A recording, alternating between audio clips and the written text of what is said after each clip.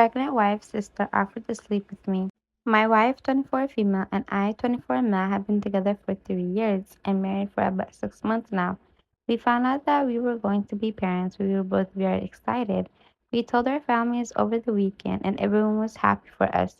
This morning, I got a text from my wife's sister, 21 female, saying that she knows that women can get emotionally and physically abusive and can put a stop to intimacy during pregnancy, and that she's willing to help me out anytime sexually or emotionally during and after the pregnancy.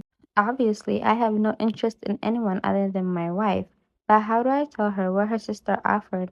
My wife has always been there for her sister, and they have always been super close. Her sister was the maid of honor at our wedding. I don't want my wife to lose that bond, and it would destroy her if she found out that her sister was willing to betray her like that. At the same time, her sister is a snake, is willing to ruin our marriage and the life of her soon to be nephew niece for what I'm guessing is childish crush on me. My first priority is my wife and unborn child, and anyone else can go to hell.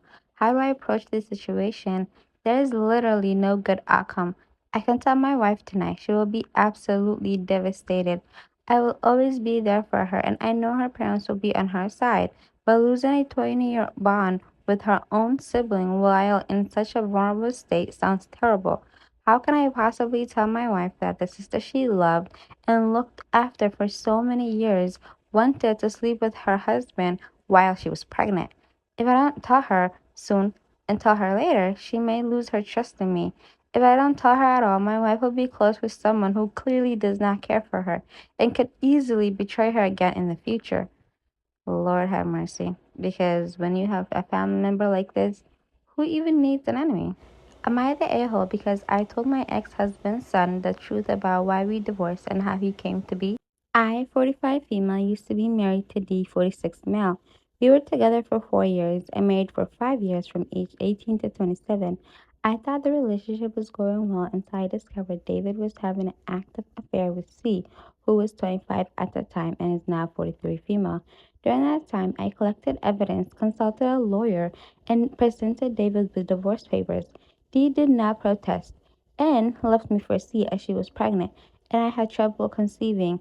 However, through miracle circumstances, I was found to be pregnant 4 months later, as I discovered I missed a period and had a positive pregnancy result. Through my moral judgment, I decided to keep the baby and have primary custody, as David was enamored with his new fling with Claire. I would give birth to a healthy baby boy in M, and C would give birth in N. Our boys would grow up to soon become friends and have a solid relationship despite the tense nature of what transpired between David and me. The boys are now 17 and entering their senior year of high school. N was over last weekend and seemed different, as his mood was sour and he seemed upset. Sitting down with him, I asked what was wrong, and though he appeared apprehensive, he opened up to me about some relationship. N is the affair baby, y'all. So I don't know why she keeps referring to everybody as the first letter of their names, but N is the affair baby. He opened up to me about some relationship problems he had been going through. His girlfriend of 2 years had cheated on him, and he was having trouble dealing with drawbacks of it. He asked me whether or not two individuals could reconcile after infidelity. I was honest with him and said that it depended on the individuals, though it was often better if both parties moved on, as trust between the two had been broken and was not easily repaired. He seemed to take the answer in stride, but then asked me a question I wasn't sure I was prepared for. Is that what happened between you and my father? I confirmed that I had, which is why David and I divorced.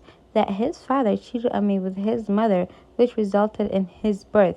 He seemed conflicted and responded, so it's all been a lie? I asked him about that statement, and apparently his father said that I cheated on him. I corrected him and even stated that he and my son are brothers with documents proving relations, as David initially denied paternity, and I have the collected evidence that was used in my divorce proceedings. He thanked me for the conversation and said he needed to go home now as it was getting late. I wished him safe travels and thought nothing else of it until a few hours later when I received an angry phone call from Claire blasting me for why she argued with her son. He went home to have it out with his father over the situation, but he wasn't home yet and couldn't wait. He had a very continuous verbal spat with Claire, calling her some unpleasant names I would not repeat. She's calling me a homewrecker, the irony in that statement, and that I am an a-hole for poisoning her son's mind. Am I the a-hole for what we discussed? Um, is she the a-hole for what she told the boy? I don't think she's the a-hole at all. Like, what the hell? If someone, imagine someone cheating on you and they're telling, and imagine someone cheated on you while you guys are married. You're trying to get pregnant, but you can't. They go and cheat and have an affair. They get that other woman pregnant. Mind you, you still can't get pregnant. They leave you for the other woman and the new baby.